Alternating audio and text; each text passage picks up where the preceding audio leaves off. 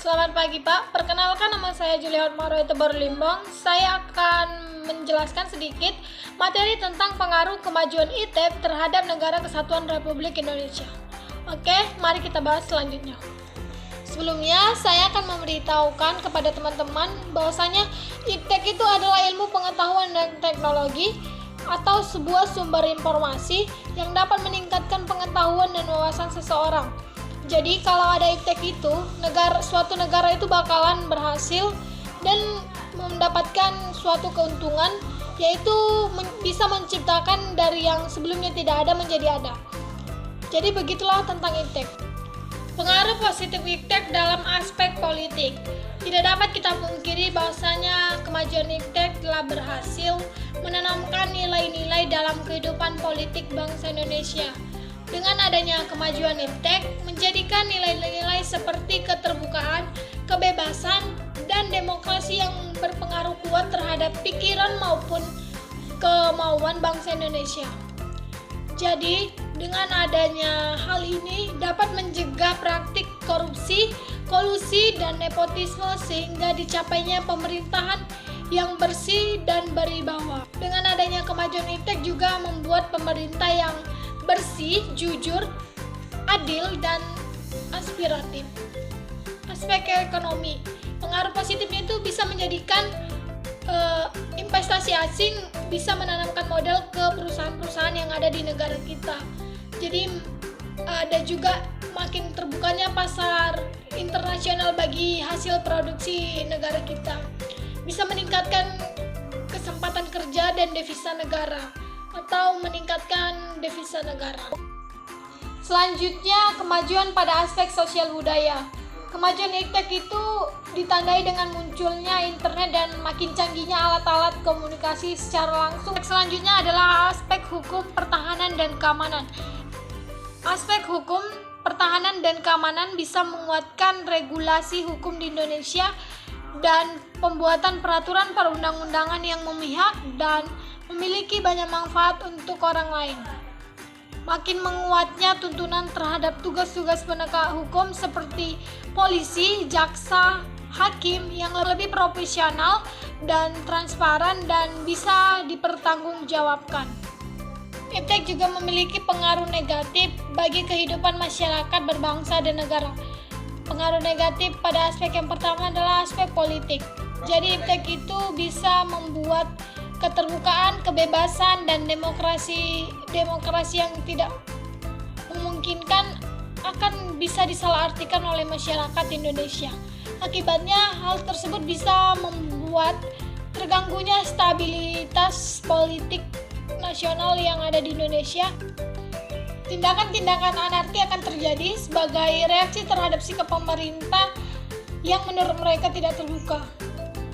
Pengaruh negatif ITEK pada aspek ekonomi, yang pertama bisa membuat Indonesia akan dibanjiri oleh barang-barang luar negeri seiring dengan adanya perdagangan bebas yang tidak mengelak adanya batas.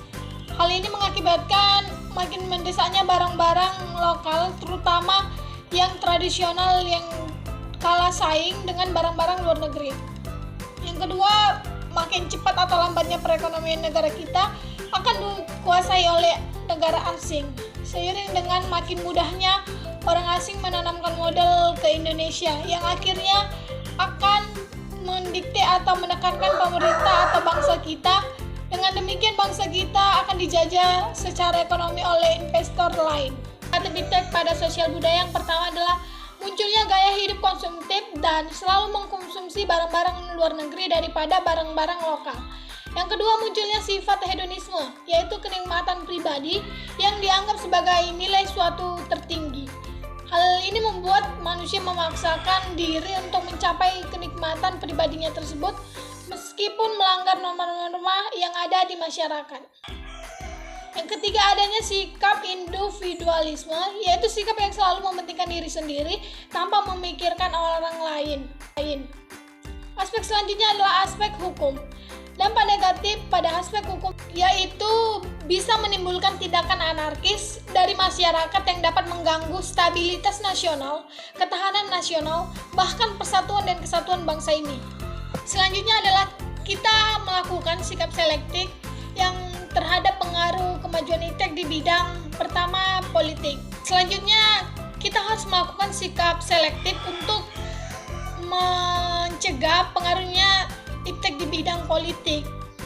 Sikap yang harus kita lakukan agar hal yang harus kita wujudkan terwujud. Yang pertama adalah mengembangkan demokratisasi dalam segala bidang, mengaktifkan masyarakat sipil dalam arena politik, dan mengadakan reformasi lembaga-lembaga politik agar menjalankan fungsi dan tugasnya secara baik dan secara benar.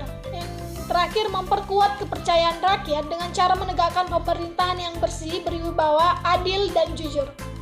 Sikap selektif terhadap pengaruh kemajuan iptek dalam bidang ekonomi.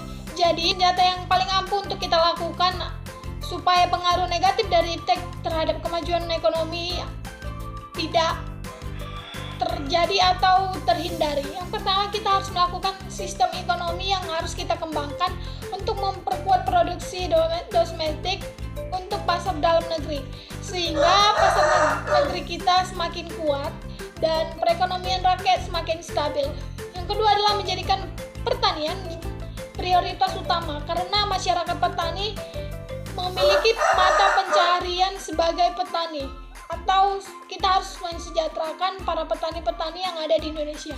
Yang terakhir adalah sikap selektif yang harus kita lakukan pada bidang sosial budaya. Yang pertama adalah terbuka terhadap inovasi atau hal-hal baru dan perubahan yang baru.